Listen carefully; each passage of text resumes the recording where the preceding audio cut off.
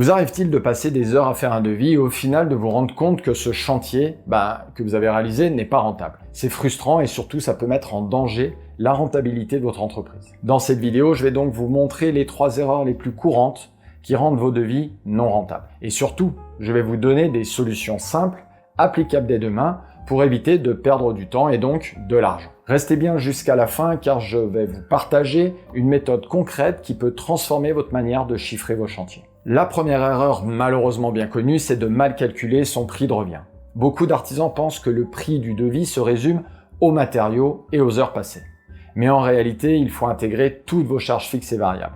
Par exemple, un maçon qui chiffre uniquement ses sacs de ciment, ses agglos et ses heures de main-d'œuvre, mais qui oublie d'intégrer l'amortissement de son fourgon ou le coût de son assurance.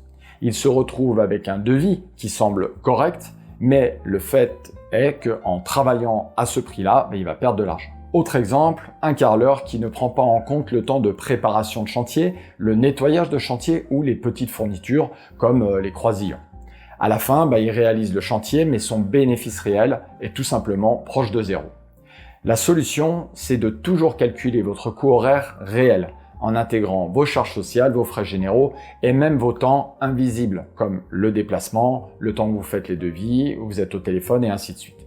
C'est ce coût qui doit vous servir de base pour vos devis et pas seulement le prix d'achat des matériaux et de votre heure. Je me souviens d'un électricien qui pendant des années facturait sans intégrer ses temps de déplacement. Il s'est rendu compte un jour qu'il perdait plusieurs milliers d'euros par an. La deuxième erreur, c'est de copier les prix des concurrents. Beaucoup d'artisans se disent « Bon, je vais mettre le même tarif que les autres du coin, comme ça je suis sûr d'être dans les clous. » Sauf que vos charges, vos méthodes, vos délais, vos objectifs ne sont pas les mêmes que celles de vos voisins. Prenons un exemple. Un couvreur qui aligne ses tarifs sur ceux d'une grosse entreprise locale. Le problème, c'est que cette société bénéficie de remises énormes sur les matériaux qu'elle achète en volume. Résultat, le petit artisan qui copie son prix se retrouve à travailler sans marge. Un autre cas, un artisan en rénovation qui pratique le même tarif qu'un auto-entrepreneur qui vient de se mettre à son compte, qui a finalement très peu de charges.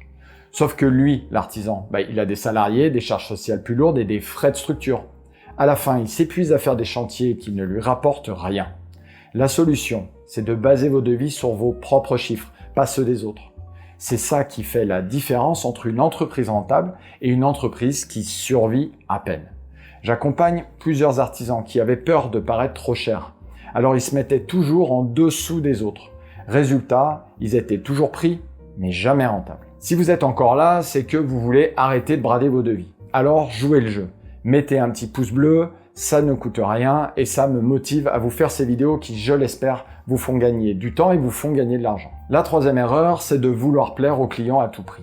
Beaucoup d'artisans baissent leurs tarifs, ajoutent des petits travaux gratuits ou compressent leurs marges juste pour décrocher un chantier.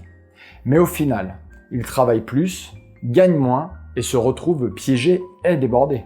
Par exemple, un plombier chauffagiste qui accepte de faire un prix sur une installation complète de chaudière juste parce que le client trouve son devis trop élevé et que lui tient à avoir absolument chantier. Il va démarrer le chantier, mais entre les heures de réglage imprévues, les petits raccords offerts, il va terminer avec des marges ridicules. Un autre exemple, un électricien qui ajoute gratuitement le câblage de quelques prix supplémentaires pour que le client signe plus vite le devis. Sauf qu'il passe une demi-journée de plus à travailler sans aucune rémunération en face pour lui.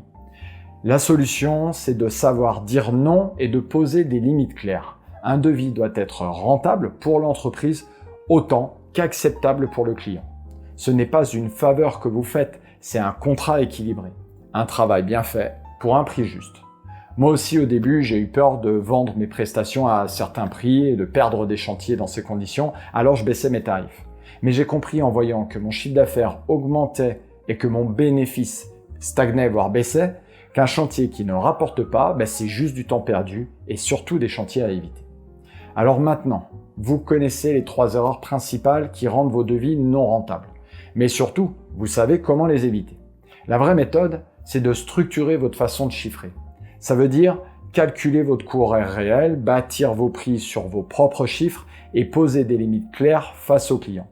Pour y arriver, il existe des outils très pratiques. des tableurs simples pour calculer vos prix, des petits logiciels qui vous permettent de sécuriser vos marges à l'envoi des devis, des modèles de devis clairs et précis et surtout des méthodes testées directement sur le terrain avec des artisans comme vous.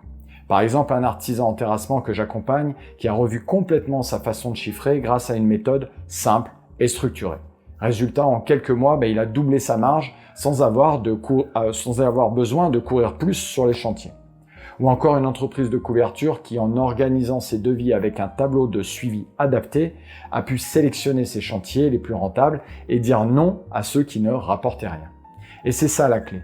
Arrêtez de subir et reprendre le contrôle de vos devis, de vos prix et de vos marges. Alors si on récapitule rapidement, un devis non rentable, ça vient souvent d'un mauvais calcul des coûts, du réflexe de copier les prix des autres ou encore de la peur de perdre un chantier et donc de proposer des remises ou des avantages aux clients qui n'ont pas lieu d'être. Vous avez vu que chacune de ces erreurs peut se corriger facilement à condition de mettre en place la bonne méthode et de rester fidèle à vos chiffres et ceux de votre entreprise. Je vous encourage vraiment à appliquer ces conseils dès vos prochains devis. Vous allez voir la différence sur vos marges et surtout sur votre sérénité au quotidien. Si vous avez trouvé ces conseils utiles, dites-le moi en commentaire. Ça me permettra de savoir si ce type de contenu vous aide vraiment. Et bien sûr, abonnez-vous pour recevoir directement les prochaines vidéos, dans lesquelles je vais vous partager d'autres astuces concrètes pour structurer et développer votre entreprise du bâtiment. Je vous dis à très bientôt et d'ici là, prenez soin de vous.